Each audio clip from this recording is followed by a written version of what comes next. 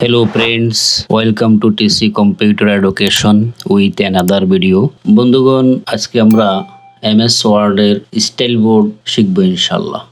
MS Word এর home মেনুর ভিতরে ক্লিপবোর্ড আমাদের দেখা হয়েছে, ফন্ট বোর্ড দেখা হয়েছে, প্যারাগ্রাফ বোর্ড এটাও আমাদের দেখা হয়েছে। যারা পূর্বেকার টিউটোরিয়ালগুলো দেখেননি অনুগ্রহ করে ডেসক্রিপশনে লিংক দেওয়া আছে, ওইগুলা দেখে আসবেন। ধারাবাহিকভাবে দেখবেন, ইনশাআল্লাহ আপনি MS ওয়ার্ডে মাস্টার হতে পারবেন ইনশাআল্লাহ। অথবা আমার MS ওয়ার্ড সিরিজ ভিডিও যে প্লে লিস্টটি আছে ওখানে গিয়েও সিকোয়েন্স মেনটেন করে ধারাবাহিকভাবে ভিডিওগুলো দেখবেন, তাহলে আপনি আশা করি পূর্ণাঙ্গ MS ওয়ার্ড শিখতে পারবেন। তো আমাদের ধারাবাহিকতার আলোকে আজকে আমাদের ক্লাস স্টাইল বোর্ড নিয়ে হবে। চলুন আমরা মূল টপিকে ফিরে যাই। স্টাইল বোর্ড এটা হলো MS ওয়ার্ডের আন্ডারে স্টাইল বোর্ড, এটাকে বলে স্টাইল বোর্ড। স্টাইল বোর্ডে আমরা আমাদের লেখাকে স্টাইল দিতে পারি, কি নর্মাল লেখা হবে নাকি হেডিং হবে, হেডিং 1 হবে না 2 হবে না টাইটেল হবে, কেমন আমরা এইভাবে স্টাইল বোর্ডে আমাদের লেখার মধ্যে, প্যারাগ্রাফের মধ্যে, কন্টেন্টের মধ্যে স্টাইল দিতে পারি। যেমন স্টাইল বোর্ডে এখানে অ্যারো বাটনে ক্লিক করলে স্টাইল গ্যালারিটা ওপেন হবে। এখান থেকে আমরা আমাদের ইচ্ছা মতো যেটা প্রয়োজন সেটা আমরা নিতে পারি। আমি মনে করি ভিডিও এটা সিলেক্ট করলাম, অথবা এটা রাইট সাইডে কার্সর রেখে যদি আমি হেডিং 1 এ দিই তাহলে এটা হেডিং 1 হয়ে গেল। অডিও এখানে আমি কার্সর রেখে যদি হেডিং 2 দিই তাহলে এটা হেডিং 2 হয়ে গেল। ইমেজ এটাতে আমি যদি হেডিং 3 দিই তাহলে এটা হেডিং 3 হয়ে গেল। দেখুন এই ইমেজের পাশে একটা অ্যারো চিহ্ন আসছে, অর্থাৎ ইমেজের ভিতরে এই লেখাগুলো ঢুকে গেছে। এই ভিডিওর পাশেও একটি কার্সর চলে আসছে, একটা বাটন, ড্রপ ডাউন বাটন চলে আসছে। এখানে যদি ক্লিক করি তাহলে ভিডিও প্যারাগ্রাফের লেখাগুলো হাইড হয়ে যাবে, দেখেন ঢুকে গেল। আমি আবার ক্লিক করলাম, এটা ভিজিবল হলো, শো হলো। অডিওতে ক্লিক করি। এরকমভাবে আমি যদি এই স্টাইলগুলোকে মডিফাই করতে চাই মডিফাই করতে পারবো। এখানে রাইট বাটন ক্লিক করে আমি যদি মডিফাইতে ক্লিক করি মডিফাই করতে পারবো। আবার সিলেক্ট অলে দিলে স্টাইল 1 যত আছে তত সকল স্টাইল 1 সিলেক্ট হয়ে যাবে, আমি যদি এটাকে স্টাইল 1 দিয়ে দিই, দেখেন আমি এখন এখানে কার্সর রেখে যদি সিলেক্ট অল, দেখেন 2 ইনস্ট্যান্স অর্থাৎ 2টা এখানে হেডিং 1 পেয়েছে। আমি এখন যদি এখানে ক্লিক করি তাহলে হেডিং 1 এখানে যতটা আছে ততটা কি হয়ে যাবে, সিলেক্ট হয়ে যাবে। ভিডিও সিলেক্ট হলো, অডিও সিলেক্ট হলো, কেমন। এরপরে রিনেম করতে পারি আমরা আমাদের স্টাইল বোর্ডের এই হেডিং 2 নামও চেঞ্জ করতে পারি।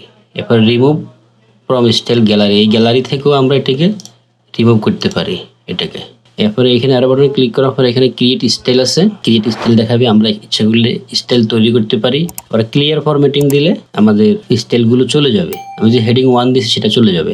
অ্যাপ্লাই স্টাইল দিলে অ্যাপ্লাই স্টাইল অপশনে ক্লিক করে আমরা কোনো হেডিংয়ে কি করতে পারি, স্টাইল অ্যাপ্লাই করতে পারি। যেমন আমি যদি TC রাইট সাইডে কার্সর রেখে যদি আমি অ্যাপ্লাই স্টাইলে ক্লিক করি তাহলে এখানে একটা মেনু আসবে, একটা অপশন আসবে।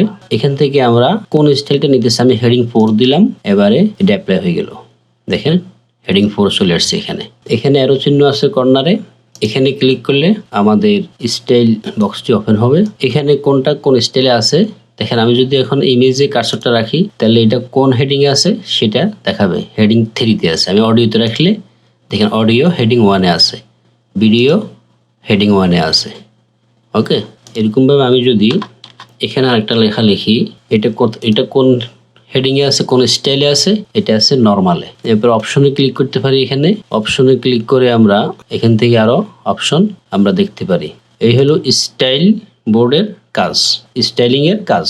এডিটিং বোর্ডে অপশনগুলো হলো 1 নম্বর ফাইন্ড। আমরা যদি ফাইন্ডে ক্লিক করি তাহলে আমরা আমাদের কন্টেন্টের, আমাদের ডকুমেন্টের বিভিন্ন ওয়ার্ড আমরা ফাইন্ড করতে পারি। যেমন আমি যদি অডিও শব্দটা খোঁজ করতে চাই যে আমাদের এই ডকুমেন্টে অডিও শব্দটা ওয়ার্ডটা কত জায়গায় আছে, তাহলে আমরা এখানে যদি অডিও লিখে দিই, AUDIO অডিও লিখে যদি আমরা সার্চে ক্লিক করি তাহলে দেখাবে, দেখেন আমার এখানে অডিওটা কি হয়ে গেল, তো হাইলাইট হয়ে গেল, অর্থাৎ এখানে অডিও লেখা আছে। আবার আমি যদি এখানে ভিডিও লিখি, এরকম ভাবে আমাদের এই ডকুমেন্টে যত জায়গায় অডিও লেখা পাবে তত জায়গা সে হাইলাইট করে দেখাবে। দেখেন এখানে অ্যামাউন্ট এসেছে, ওয়ান অফ ওয়ান ম্যাচ কয়টা পেয়েছে সেটাও এখানে দেখাবে। আমি যেখানে ভিডিও দিই BIDEO ভিডিও দিয়ে যদি আমি সার্চে ক্লিক করি তাহলেও আমার এই ডকুমেন্টে যত জায়গায় ভিডিও শব্দটি আছে তত জায়গায় এটা সফটওয়্যার আমাদেরকে হাইলাইট করে দেখাবে এবং এখানে অ্যামাউন্ট চলে আসবে 1 of 5। দেখেন 5 জায়গায় মোট পেয়েছে 1 নম্বরে, এখন এটা সিলেক্ট করা আছে। আমি যদি এরপরে এখানে দিই 2 নম্বরে আছে, এখানে দিই 3 নম্বর এই প্যারাগ্রাফে আছে, 4 নম্বর এই প্যারাগ্রাফে আছে, 6 নম্বর এই প্যারাগ্রাফে আছে। কেমন? এইগুলা হলো কোথায় আছে সেটাও দেখা দিবে, কোন সেন্টেন্সের মধ্যে আছে ভিডিও শব্দটা সেটাও এখানে দেখা দিতেছে। দেখেন টিপ দিচ্ছি, এটা যাচ্ছে। এটা হলো ফাইন্ড। ওকে, এরপরে রিপ্লেসে ক্লিক করলে আমরা আমাদের নিকট একটি উইন্ডো ওপেন হবে। এখানে আমরা রিপ্লেস করতে পারি ফাইন্ড হোয়াট, আমরা কোন শব্দটাকে রিপ্লেস করতে চাই, আর রিপ্লেস উইথ কোন শব্দ দিয়ে রিপ্লেস করতে চাই। রিপ্লেস মানে হলো একটা শব্দের জায়গায় আরেকটা শব্দকে বসানো, প্রতিস্থাপন করা, এক শব্দের জায়গায় আরেক শব্দকে বসানো। ফর এক্সাম্পল আমি অডিওর জায়গায় আমি ভিডিওর জায়গায় যদি অডিও দিয়ে দিই তাহলে আমি উপরে লিখতে হবে ফাইন্ড হোয়াট বক্সে লিখতে হবে VIDEO ভিডিও। তাহলে ভিডিও জায়গায় কি বসাবো, আমি অডিও বসাবো AUDIO অডিও। তাহলে আমার এই কন্টেন্টের মধ্যে যত জায়গায় অডিও পাবে, যত জায়গায় ভিডিও পাবে তত জায়গায় সে ভিডিওকে অডিও করে ফেলবে।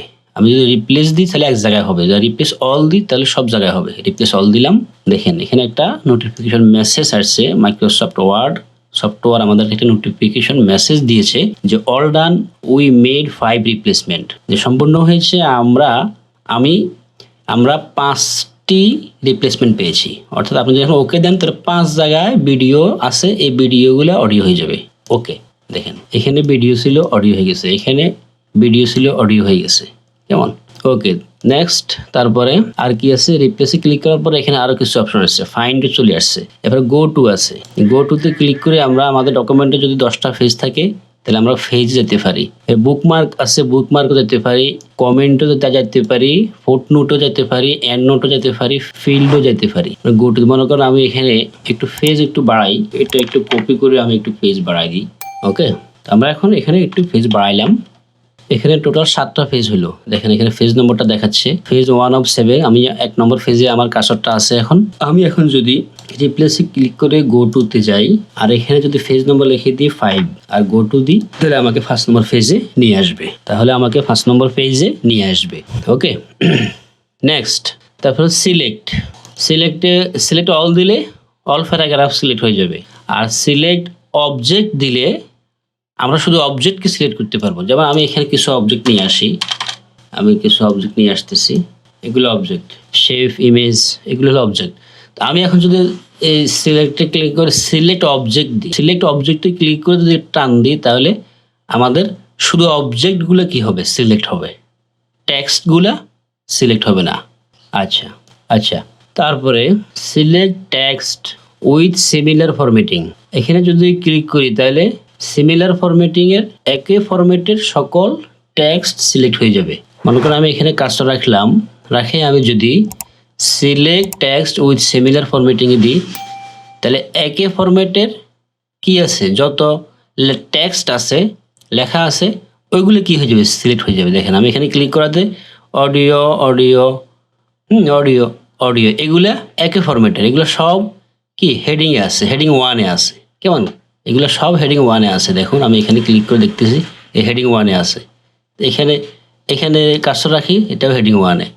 এখানে ইমেজে কার্সর রাখি, এটা হেডিং 3, এই জন্য এটাকে নেয় নাই। এই অডিও 3টা আছে হেডিং 1-এ, এই 3টাকে সে সিলেক্ট করে নিয়েছে। তো এটা হলো যে select text with similar formatting, একই ফরম্যাটিং এর যত লেখা থাকবে সব লেখাকে সে কি করবে, সিলেক্ট করবে। আমি যদি এখানে প্যারাগ্রাফে কার্সর রাখি, এই প্যারাগ্রাফে কার্সর রেখে আমি যদি select text with similar formatting দিই তাহলে দেখেন এইখানে সকল প্যারাগ্রাফ কি একই ফরম্যাটের, এই জন্য সে কি করছে, সকল প্যারাগ্রাফকে কি করছে, সিলেক্ট করে নিয়েছে।